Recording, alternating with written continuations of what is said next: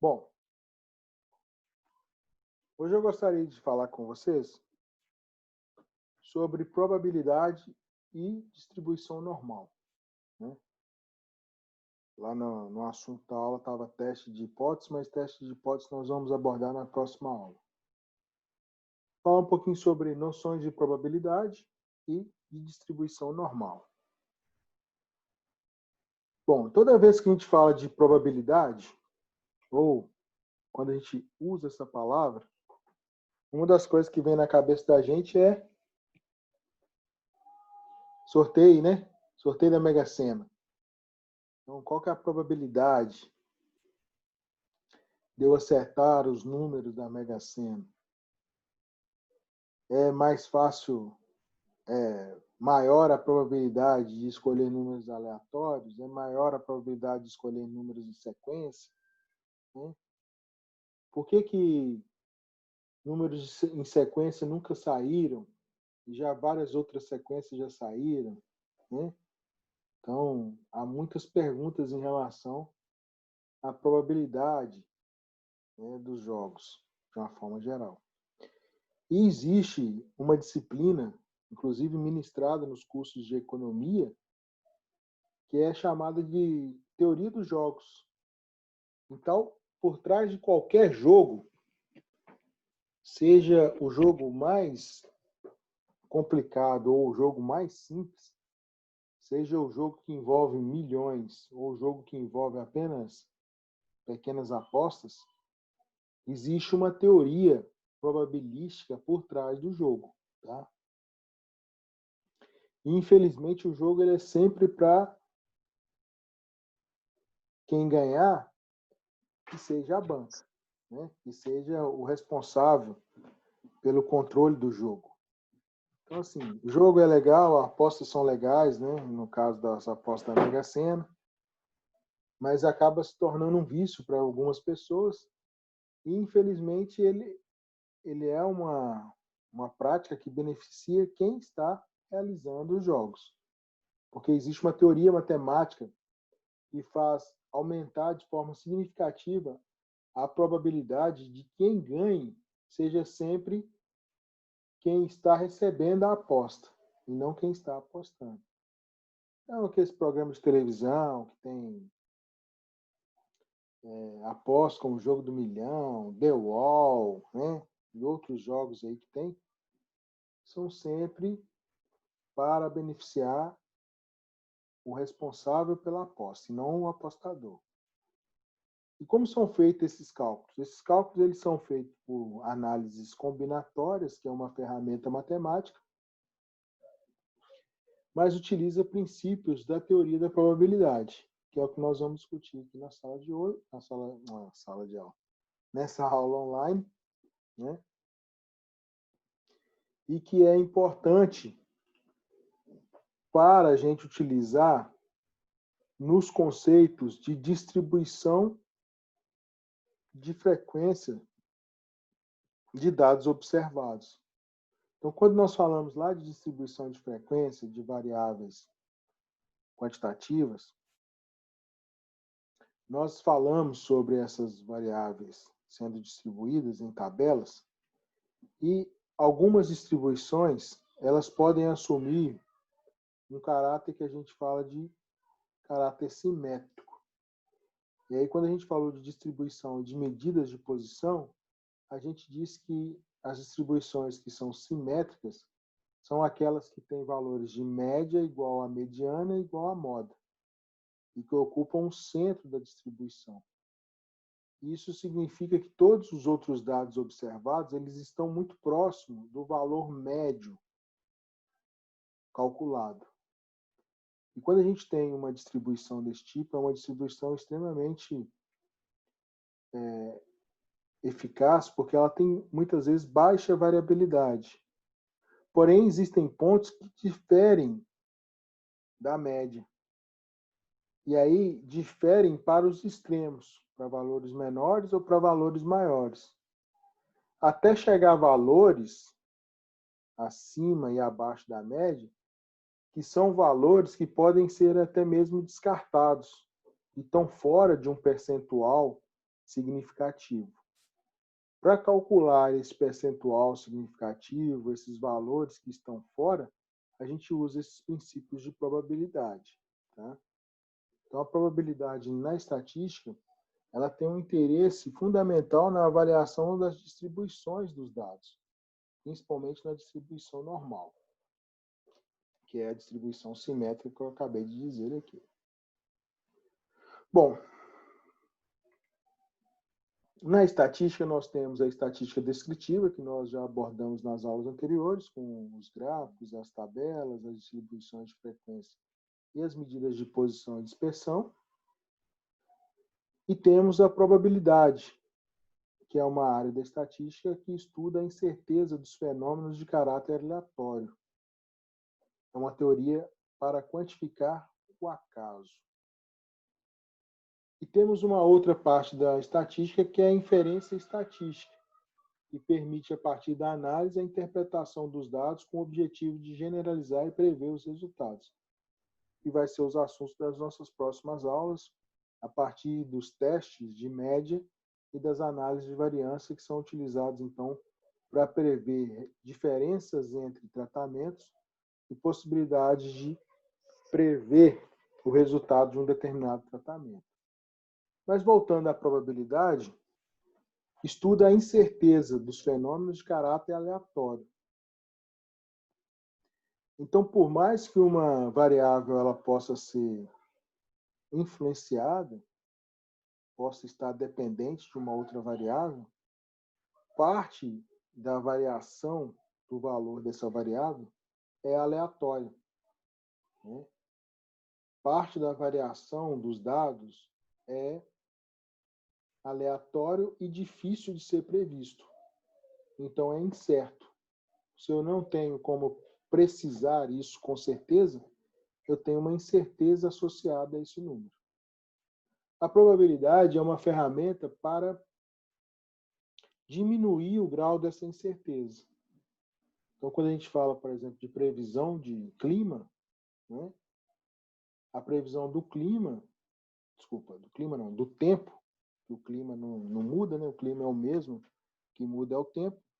Na previsão do tempo, o que se tem são modelos matemáticos que estimam a probabilidade de um determinado fenômeno acontecer.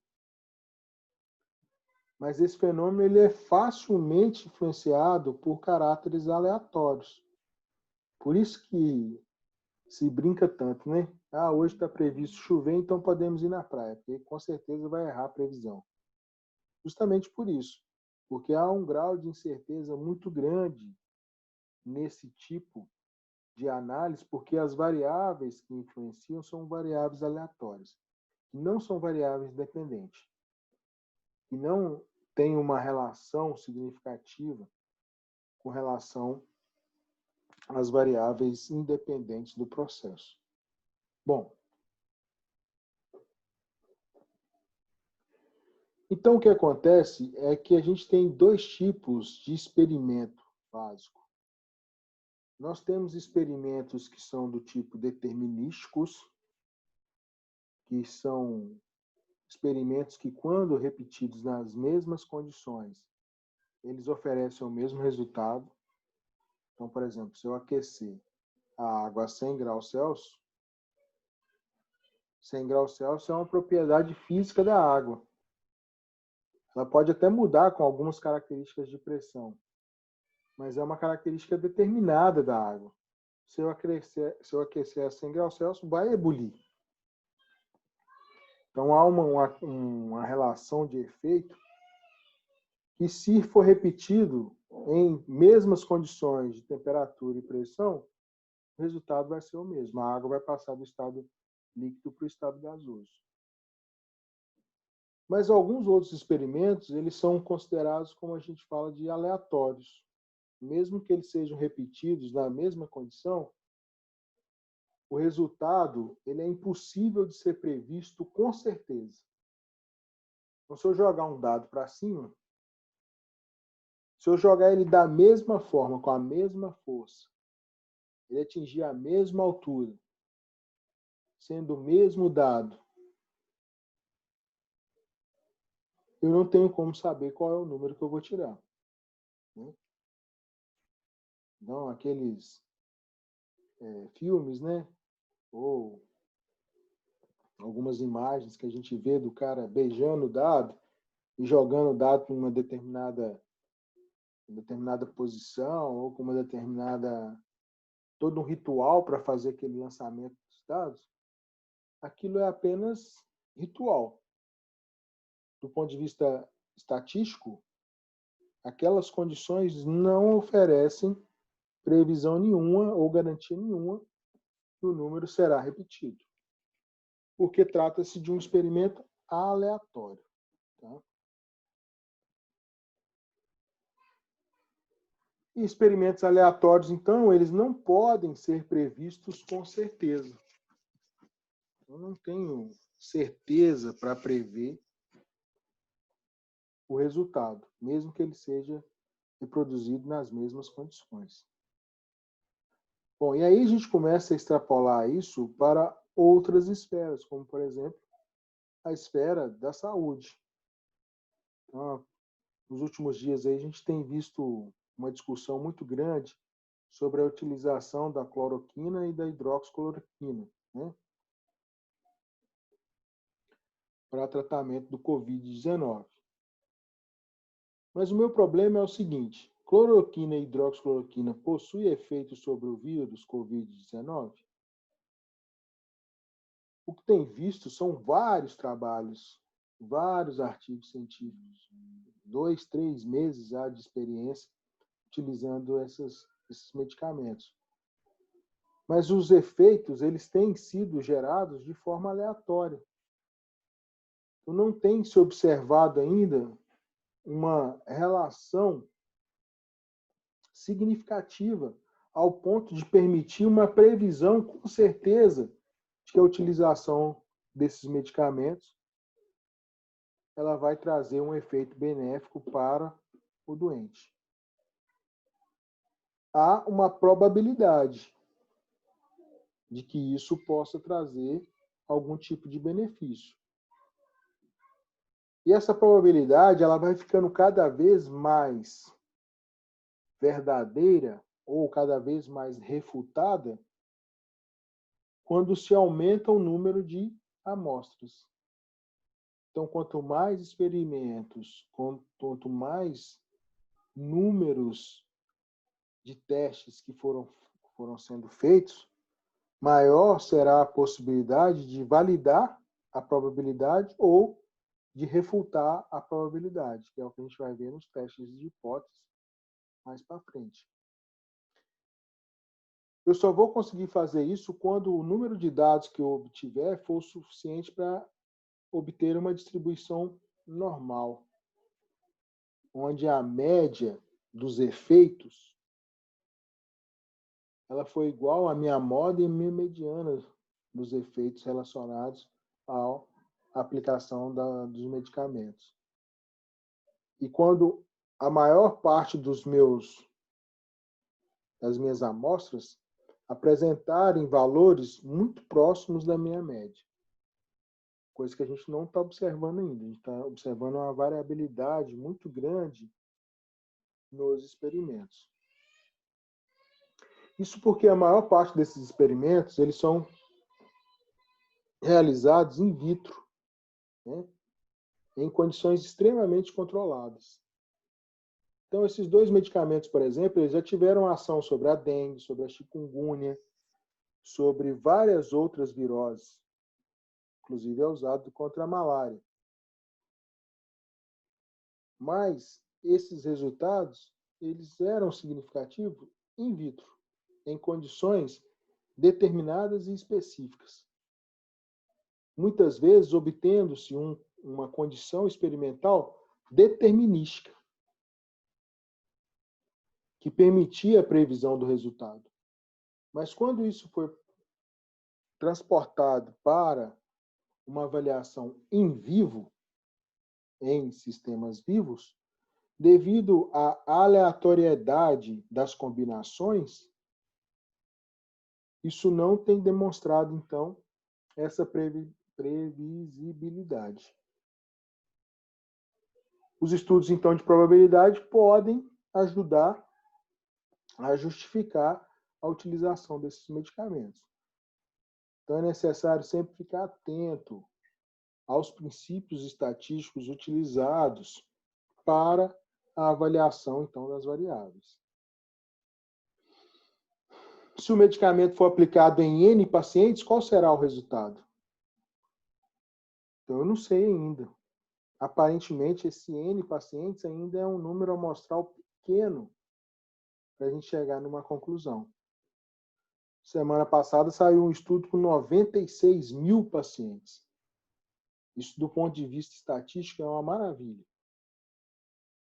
O meu N, ele é um N enorme. Só que eu preciso de avaliar como que foi a distribuição desses valores. Se a distribuição desses valores não foi simétrica, possivelmente eu não terei muita coisa para afirmar sobre isso. Eu vou ter muitas inferências e especulações. Probabilidades não significativas, que não vão me levar a ter uma resposta determinante sobre a avaliação que foi feita. Tá? Bom, para a gente chegar nesses parâmetros de probabilidade, a gente tem alguns conceitos interessantes. Primeiro é meu espaço amostral. O espaço amostral são os possíveis resultados de um experimento aleatório.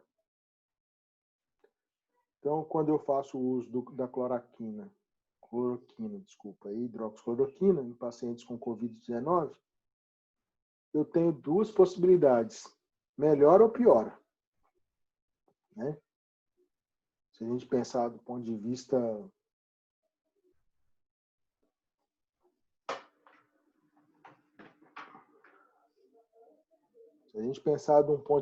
mais superficial, ou melhora ou piora. Né?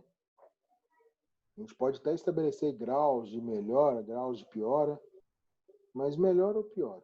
Esses são dois espaços amostrais possíveis. Quando a gente fala, por exemplo, da influência do tipo sanguíneo de paciente com Covid-19, a gente pode ter um espaço amostral dos 4 sistemas sanguíneos que a gente tem, que é o A, B, AB ou O. Então, esse é o espaço amostral de um experimento aleatório que eu vou relacionar, por exemplo, a relação de infectados com o sistema BO. E se eu estou falando, por exemplo, de idade de pacientes que foram a óbito por Covid-19, esse espaço amostral ele é um espaço contínuo e infinito. Então, eu posso colocar a idade, sendo a idade maior ou igual a 0. Então, todos os indivíduos maior que 0 anos, 1 mês, 2 meses, 3 meses, até mais de 100 anos, tem a possibilidade de vir a óbito por Covid-19. Então, ele faz parte do meu espaço amostral. Dentro do espaço amostral, a gente tem subconjuntos dos resultados possíveis.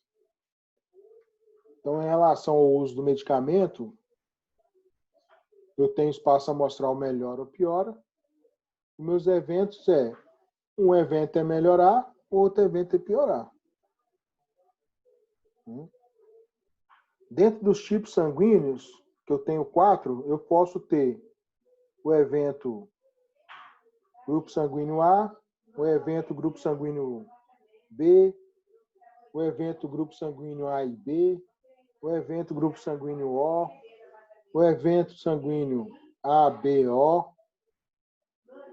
Então, são as possibilidades, as combinações que pode ocorrer quando eu tenho esse espaço amostral. Né? Essa aleatoriedade na escolha dessas possibilidades. Com relação à idade dos pacientes, aí a possibilidade é infinita. Eu posso definir espaços amostrais Desculpa, eu posso definir eventos dentro desse espaço amostral. Como trata-se de uma sequência infinita, né, do ponto de vista matemático, mas finita do ponto de vista biológico, eu posso determinar vários eventos dentro desse espaço amostral. Ah, quero estudar só o grupo dos pacientes com idade acima de 60 anos. Quero estudar só o grupo dos pacientes de 30 a 60 anos. Quero avaliar o grupo dos pacientes menor de que 60. Por aí vai embora. Então, os eventos, eles são subconjuntos dos resultados possíveis. São subconjuntos que são determinados de acordo com o critério de avaliação. Então, por exemplo, lançamento de um dado. Né? Eu pego um dado e lanço ele para cima. Qual que é o espaço amostral?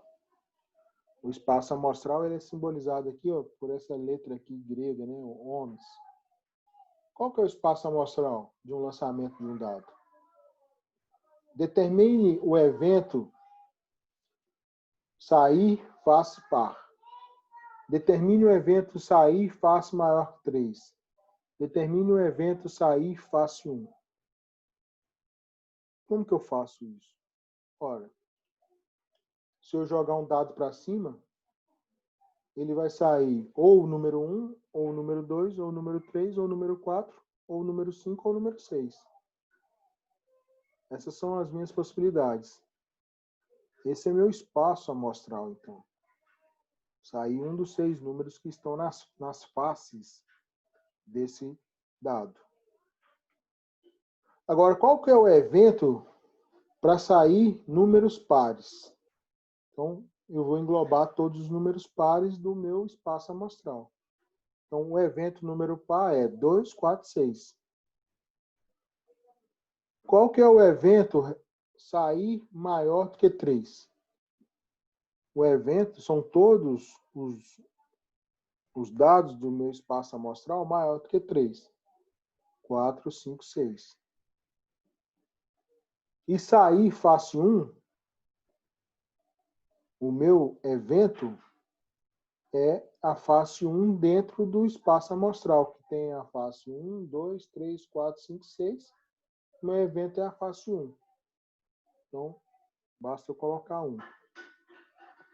A representação do espaço amostral é a letra grega ohms, abre a chave e os possíveis resultados aleatórios. A representação do meu evento é uma letra maiúscula em itálico com os valores possíveis entre chaves. Valores possíveis para o meu evento. Então, sair uma face par, os possíveis valores é 2, 4, 6. Sair uma face maior que 3, 4, 5, 6. Sair a face 1, só tem a possibilidade de ser a face 1.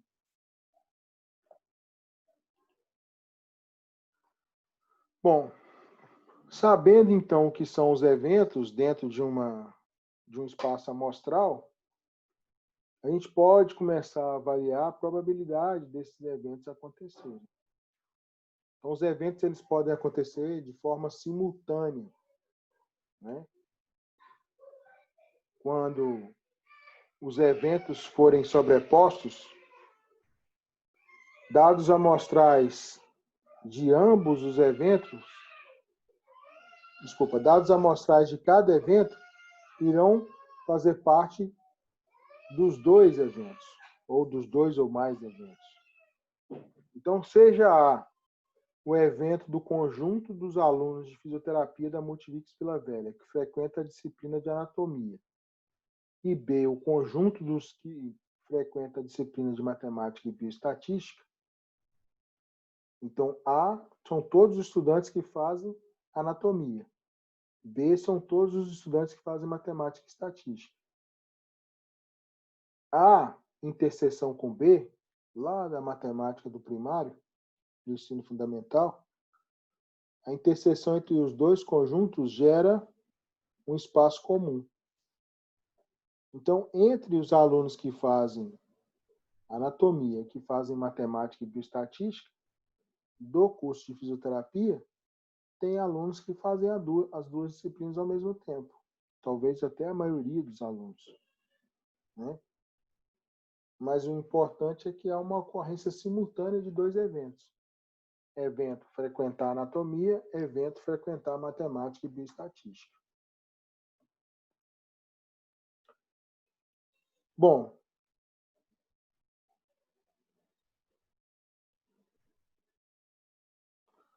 os eventos podem ocorrer de forma simultânea,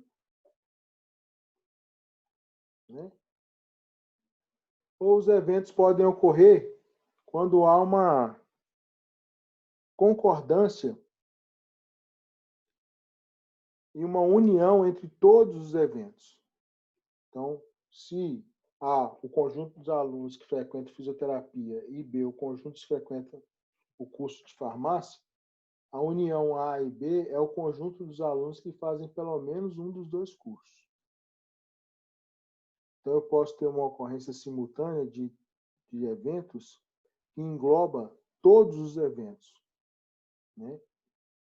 Quando, então, há uma união entre os conjuntos. Quando eu falo, então, que um subconjunto, um evento amostral, ele ocorre de forma simultânea com outro evento amostral. Então, há uma união entre os dois eventos.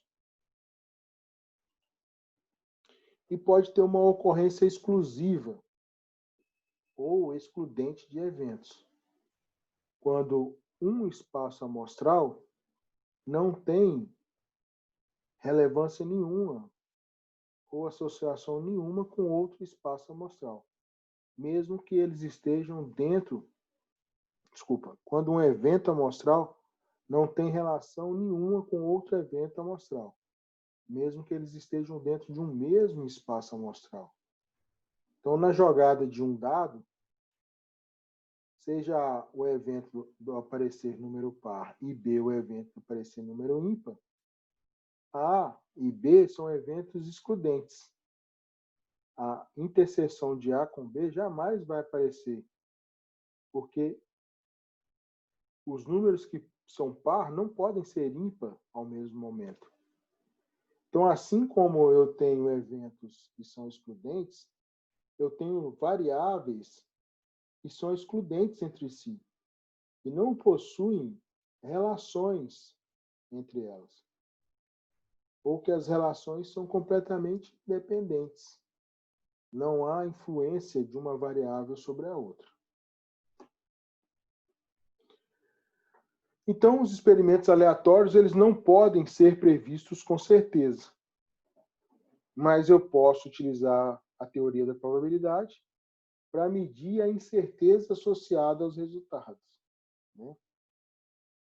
Então, eu não sei o que vai dar, mas a partir do que deu, eu posso quantificar o quanto que foi de incerteza, né? O quanto que fez com que eu não pudesse ter certeza sobre a previsão do meu resultado.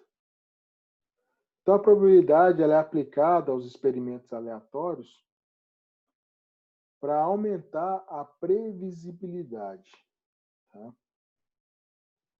E quando a gente fala, pessoal, de sistemas biológicos, de estatística em sistemas biológicos, a gente tem muita aleatoriedade, muitas variáveis aleatórias que fogem do nosso controle. E isso dificulta muitas vezes a análise estatística, né? Então, o ideal é que quando a gente tem essa aleatoriedade, que a gente aumente o nosso número amostral. Para a gente obter, assim, então, uma distribuição normal e para que a gente aumente a possibilidade dos dados observados estejam próximos do valor médio da nossa observação, que é o que caracteriza uma distribuição normal. Aumentando, então, assim, a probabilidade, né? E a previsibilidade dos resultados com o menor grau de incerteza. Então, a probabilidade é uma função matemática, uma equação matemática, que determina a condição e atribui valores numéricos ao evento amostral.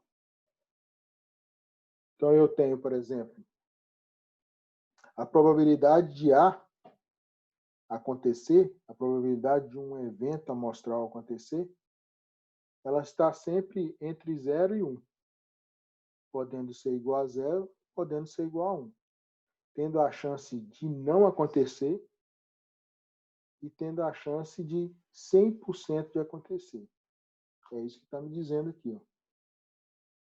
0 menor ou igual à probabilidade de A, menor ou igual a 1, sendo A pertencente ou igual ao meu espaço amostral.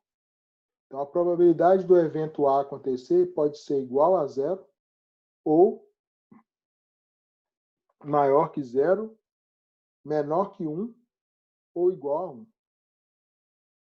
Sendo que esse evento ele está dentro de um espaço amostral ou ele é o próprio espaço amostral. A probabilidade do espaço amostral é sempre 1. Então, se eu tenho o espaço amostral como sendo os possíveis resultados do experimento aleatório,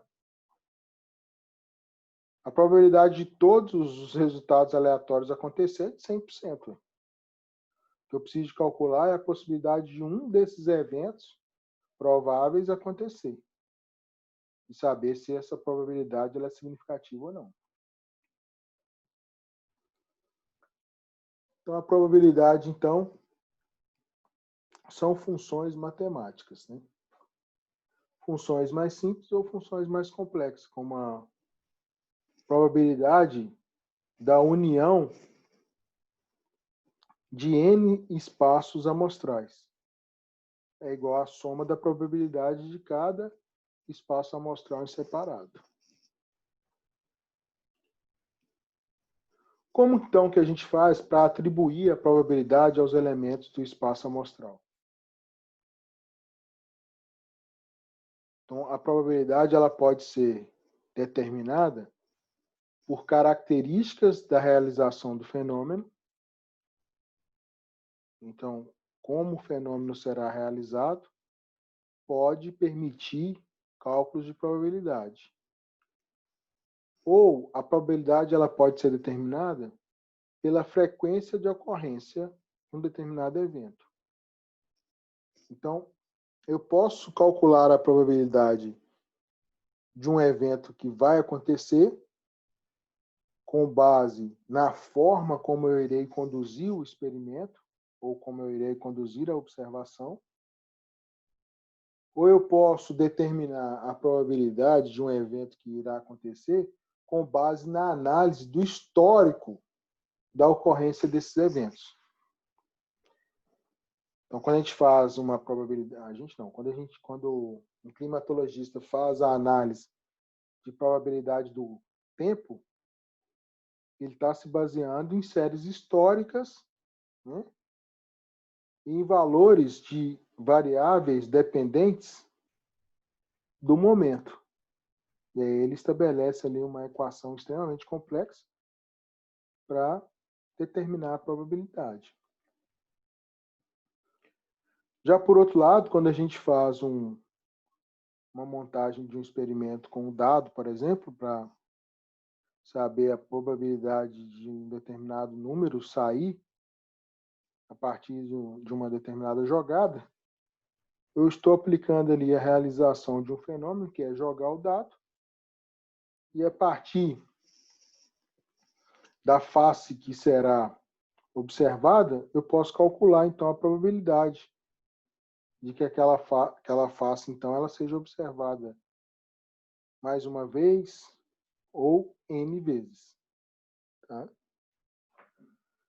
Então, probabilidade, quando a gente tem uma realização de um fenômeno controlado, é o número de casos favoráveis sobre o número de resultados possíveis. Favoráveis no sentido do evento que a gente deseja. Então, se eu quero, por exemplo, lançar um dado e obter a face 6. é o número de vezes que a face 6 saiu sobre o número de resultados possíveis. O número de resultados possíveis são as 6 outras faces, assim, as 6 faces do dado. Então, o número de casos favoráveis é um só, que é a face 6. O número de resultados possíveis são todas as faces, 6. Então, fica 1 sobre 6. Essa é a possibilidade de eu tirar a face 6. Já a probabilidade baseada em ocorrência é o número de observações sobre o número total de amostras. Então, o número de observações é o meu evento amostral. E o número total das minhas amostras é o meu espaço amostral, né? Quando eu tenho um resultado onde o número de observações ele é próximo do número total de amostras, então todas as observações foram favoráveis ao que se desejava, que é o espaço amostral, e esse número está muito próximo do número total de amostras, isso significa que a minha probabilidade ela é altíssima, próxima de 100%. Tá? Então, a gente tem alguns exemplos aqui. Primeiro, um exemplo para calcular essa probabilidade baseada em características determinadas, que é o lançamento do dado. E depois, um exemplo para calcular a probabilidade com base em frequências de observação, ou observações sequenciais, né? E são dados obtidos, então, com avaliação com a captação de vários dados ao mesmo tempo, né? Aumentando, então, a frequência desses dados, aumentando o número amostral, permitindo, então, uma relação entre o evento favorável sobre o número amostral, que é o espaço amostral. Bom, pessoal, está faltando 1 minuto só para finalizar essa aula, nós já estamos aqui por volta de 8h50. Vamos parar a aula por aqui hoje, né? E na próxima segunda-feira a gente retoma essa ideia de probabilidade, fala de distribuição, se der tempo a gente comenta sobre os testes de hipótese. Ok? Pessoal, mais uma vez aí, obrigado, tá? Pela presença de vocês aí. Uma boa noite para vocês e até a próxima segunda-feira, então.